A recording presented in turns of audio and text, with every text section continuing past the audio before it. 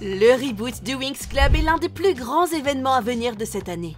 Nous attendons de voir comment les créateurs vont réimaginer cette franchise adorée, mais à chaque nouvelle révélation, nous commençons à remarquer des choses manquantes. Ne te méprends pas, ce n'est pas quelque chose de négatif. Alors aujourd'hui, plongeons profondément dans les événements que le reboot semble laisser derrière. 1. Le passé de Layla. Quand Layla est apparue pour la première fois dans la saison 2 de la série originale Winx Club, c'était inoubliable. Elle n'était pas juste une autre fée introduite dans le seul but d'agrandir le groupe. Elle est arrivée avec une mission puissante, sauver les Pixies de Lord Darkar. Dès ses tout premiers instants, elle avait une forte personnalité, de la détermination et une aura de mystère autour d'elle. Son histoire d'origine révélait la solitude, ses difficultés à s'intégrer et son sens des responsabilités en tant que protectrice des mini-fées. Je suis tellement content que ça n'ait pas été une intrigue secondaire et qu'au contraire cela lui ait donné des qualifications et en même temps ait fait que les fans tiennent à elle. Mais dans le reboot, les choses sont différentes. Layla est simplement là dès le tout début, déjà membre du groupe en saison 1.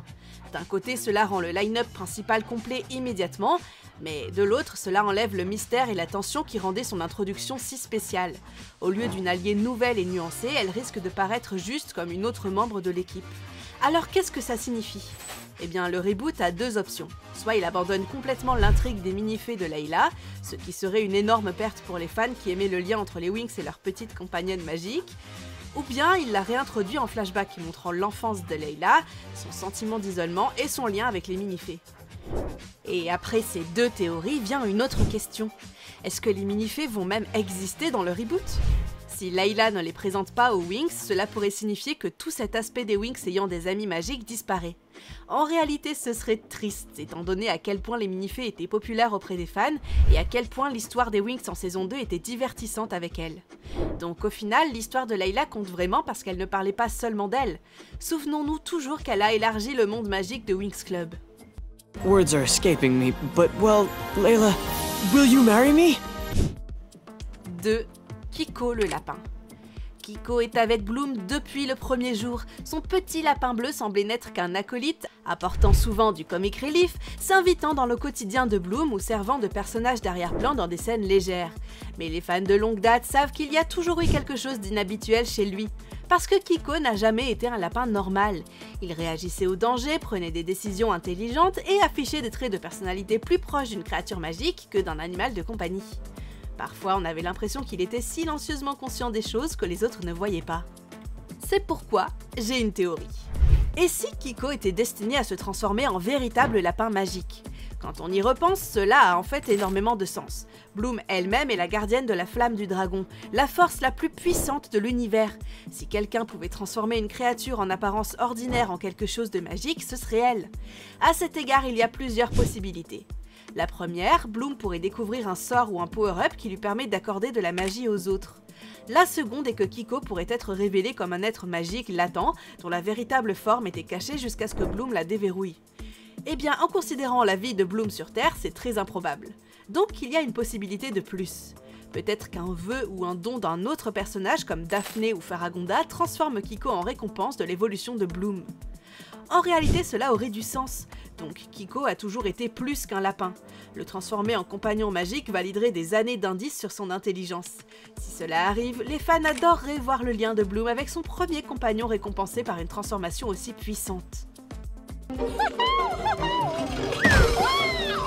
Next. 3. Tournuage. Quand tu penses au lieu iconique de Winx Club, Tournuage est près du sommet de la liste. Son design gothique, ses flèches tordues et son aura sombre l'ont rendu instantanément iconique dans les 3 premières saisons. C'était vraiment intéressant de voir le monde des sorcières, le pendant d'Alfea et de Fontaine Rouge. Mais dans le reboot, Tournuage semble être détruite. Au début, cela peut décevoir les fans, mais les bandes annonces de la série expliquent pourquoi. La Compagnie de la Lumière, dans sa lutte contre les sorcières ancestrales, a peut-être détruit Tournuage pour stopper son influence sombre. Puisque Tournuage était à l'origine le siège du pouvoir des sorcières ancestrales, il est logique que les héros du passé aient voulu l'effacer. Comparé à son rôle dans la première saison, cela change la fonction de Tournuage. Ce n'est plus une école en activité, c'est une ruine, un souvenir du passé, et un lieu fortement lié à l'histoire des ténèbres dans la dimension magique. Pour les Trix, ce serait personnel, parce que dans ce cas, Tournuage n'est pas juste un bâtiment pour elles, mais leur héritage. Leurs ancêtres y régnaient autrefois, et sa destruction est une cicatrice qu'elle voudrait guérir. Alors, que pourrait faire le reboot? Une possibilité excitante est la restauration. Les Trix pourraient comploter pour restaurer Tournuage. Bien sûr, pas avec des intentions pures comme la ramener en tant qu'école, mais comme une forteresse de magie noire. Les Winx pourraient être forcés d'explorer ces ruines en flashback, découvrant des secrets sur la Compagnie de la Lumière et les sorcières ancestrales. Et à la fin de la saison, Tournuage pourrait se relever, soit reprise par les sorcières qui deviendraient un nouveau pilote pour la saison suivante, soit peut-être sauvée par les fées et donnée aux sorcières comme symbole de paix, ou la lumière et l'ombre seraient toutes les deux reconnues. Don't be afraid of me, we already met on Solaria. 4. Pas de Elia ni de Naboo. Nous arrivons maintenant aux romances manquantes. Et pour les fans de l'original, ces exclusions piquent le plus. D'abord Elia. Dans l'original, il a été introduit en saison 2 comme intérêt amoureux de Flora. Leur romance était calme, poétique et parfaitement adaptée. La personnalité timide et douce de Flora s'harmonisait à merveille avec la nature calme et artistique d'Elia. Ensemble, ils nous ont offert l'une des relations les plus tendres et les plus douces de la série. Et dans le reboot, Elia semble avoir disparu. Flora apparaît célibataire et cela pourrait être intentionnel. Les créateurs cherchent peut-être à faire passer un message. Toutes les filles gentilles et bienveillantes n'ont pas besoin d'une histoire d'amour pour définir qui elles sont. Flora peut tenir debout par elle-même sans que la romance ne façonne son histoire. C'est une affirmation forte pour le public moderne, mais pour les fans de longue date, on a tout de même l'impression que quelque chose d'important manque. Ensuite, nous avons Naboo, et son absence est encore plus difficile à ignorer.